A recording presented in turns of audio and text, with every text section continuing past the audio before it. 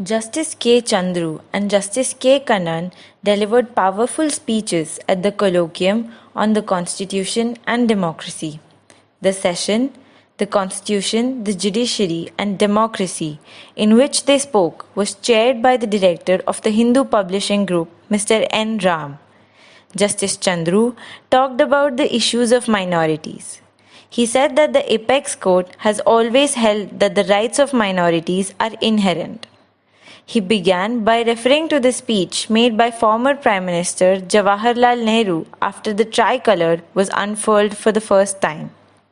Mr. Chandru pointed out that at the time when Nehru spoke of receiving the independence of the country, the communists were in jail. First time when the Union Jack was lowered and the tricolour was made to unfurl on the ramparts of Red Fort, Pandit Jawaharlal Nehru made a historic speech which Shashi Kumar was referring to. He said, when India is asleep to freedom, when India is sleeping, we will be awake to receive the independence of this country. According to many, the whole world is asleep and we are awaking. But one thing is that when that incident took place, the communists of this country were kept in jail. They were not allowed to participate. Why I begin with a note? Because it is in 1947, whether both left and right were in jail. The RSS was proscribed, they were also in jail. Justice Chandru also spoke about Dr. B.R. Ambedkar's speech after drafting the final resolution of the Constitution. Ambedkar had said that only those who believe in peaceful transition should have a say in democracy. Ambedkar also said that leftists wanted an armed overthrow of the state. Mr. Chandru referred to the case of A.K. Gopalan, who was a communist from Kerala and was kept in jail without being accused of any particular charges.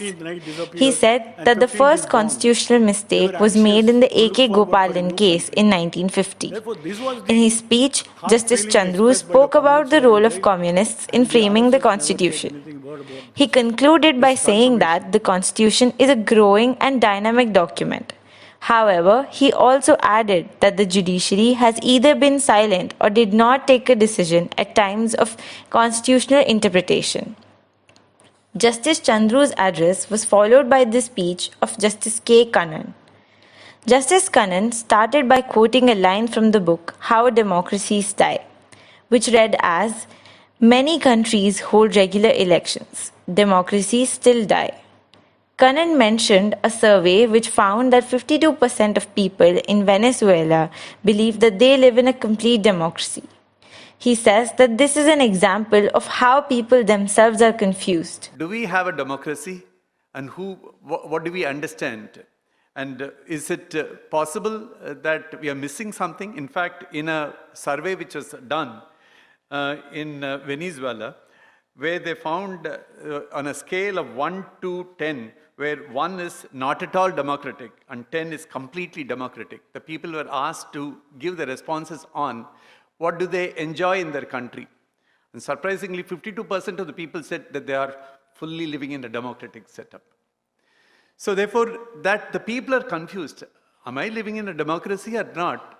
But if they are all deluded to think that this is how democracy is run, where the rights can be taken away by the government, they can impose anything they want, they can take any person in imprisonment. If all these things will happen, and we'll say, all right, courts will take time to dispose of, that is fine. Bail is denied now for the person. He talked about the protection of the rights of minorities. He also quoted Ambedkar in that context. Justice Kannan said that the democracy of a nation can be measured by the extent to which the rights of minorities are being held. Justice Kannan concluded by explaining the term Hindu and that it does not refer to a religion but to a people living in a particular area. He ended with a quote, "Democracy is not what the majorities want. It is to walk with the minorities hand in hand." The session ended with an open discussion where the audience asked Justice Chandru and Justice Kannan various questions on several issues relating to the topic.